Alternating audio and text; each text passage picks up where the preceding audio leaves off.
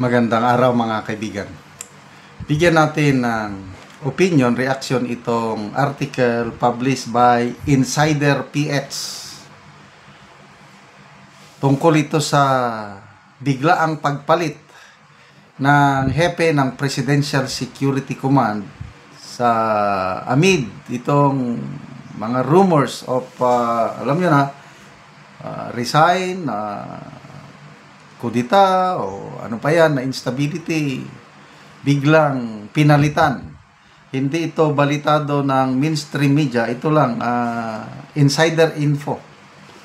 So ito, insider info, Commodore Abayon takes over Palace Security in swift leadership move.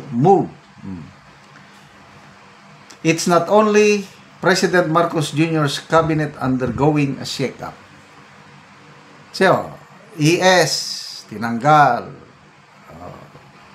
So, may bagong finance secretary ngayon.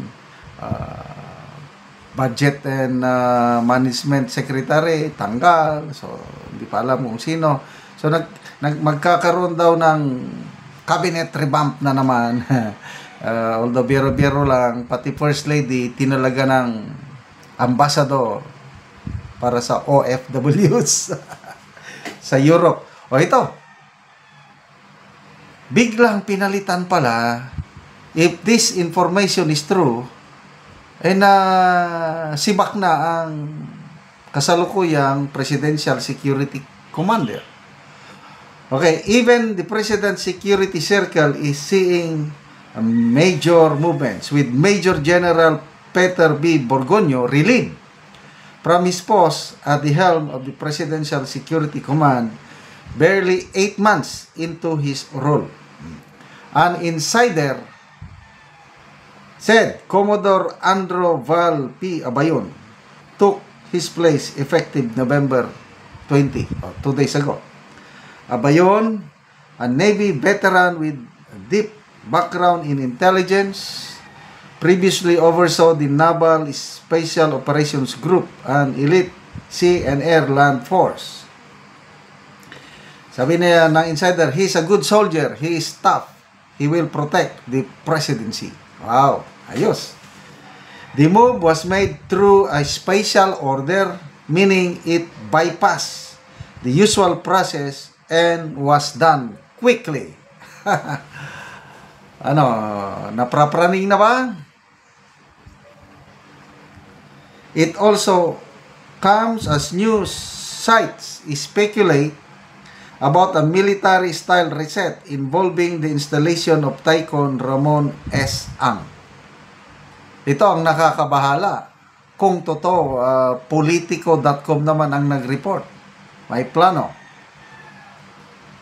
Gagalaw ang military. Ito, speculations lang ito walang katotohanan pa. Kailang lumabas na balita.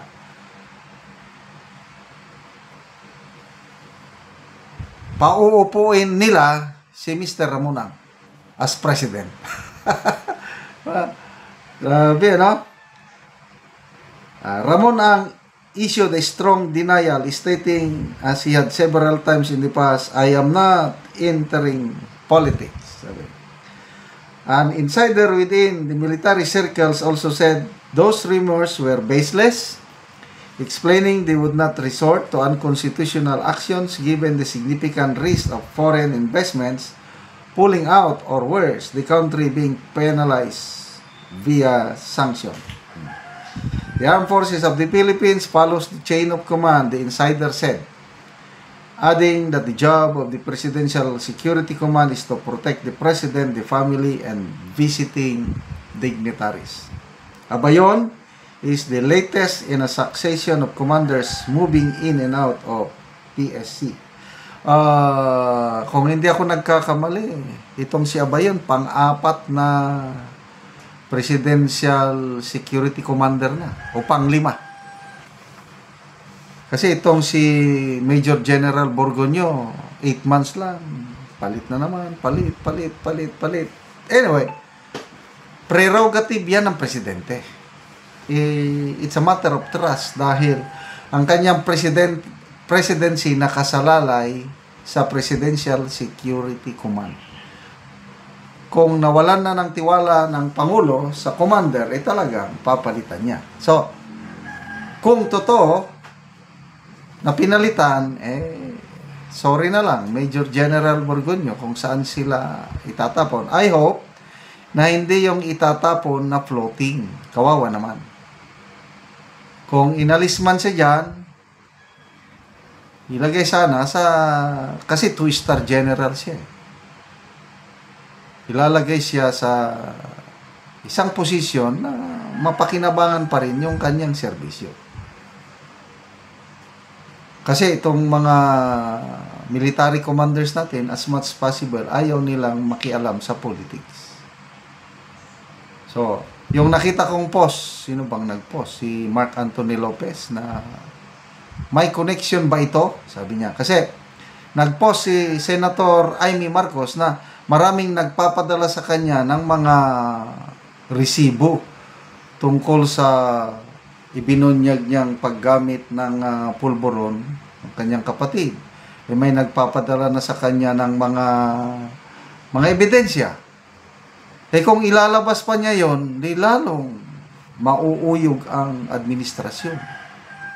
Kung lalong mauuyog ang administrasyon, yun na, talagang, kung ako ang presidente, mangangamba talaga ako. So, good luck po dito kay Commodore Abayon.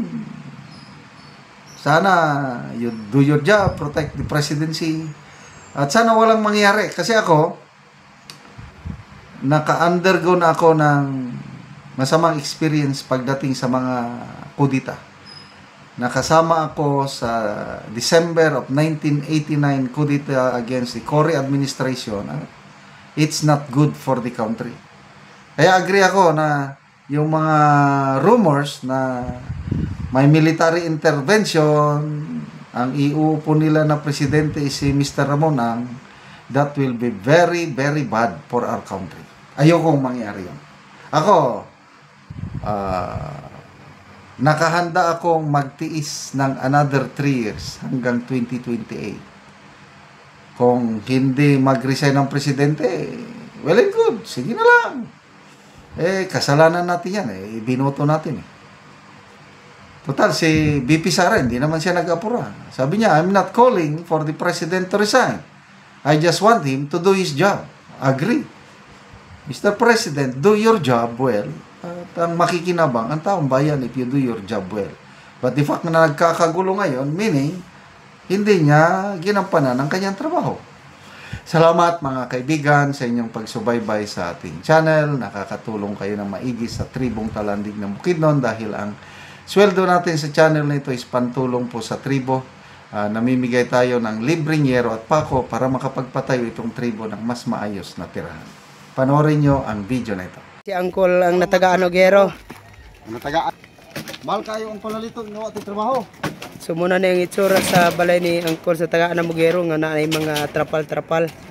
Ipang-ipit lang og kahoy. Muna ni kadagkoon sa buslot sa balay ni Angkol sa tagaan ng Mugero. Kinigi apira noon tog tunnel bag apan daot na ang tunnel bag yapon. Wala kay ikatapakol. So, mga dako nagid kaayo og buslot sulata nagid kaayo ang balay ni Angkol. Pila na ni Nicole ka tuig ang imong balay ngayon ani na ang itsura ang imong atop. Tulo na ka tuig. Tulo na ka tuig kapin. So kuha na gid kaayo ang yero nimo. So makatop na ka karon Kol. Makatop na ko. Wala na putol-putol na gid ang yero.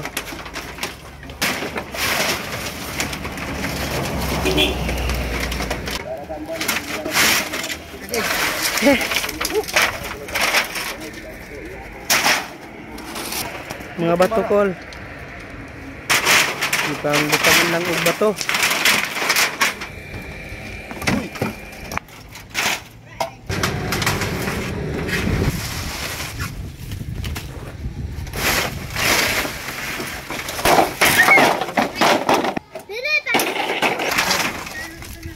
Gabok na gid kaayo ang yero. Nagapok na gid si Angkol.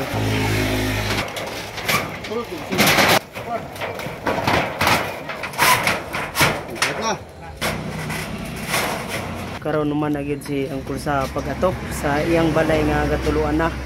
Sa Ginoo, og salamat pud sa nagtabang sa sin og sa nag-sponsor nga di na gituluan akong atop karon mulan.